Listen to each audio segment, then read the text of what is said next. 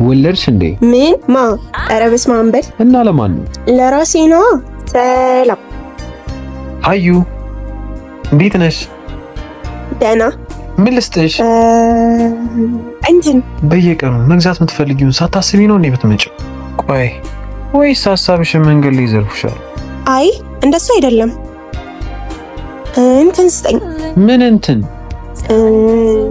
ዳይፐርስ። እሺ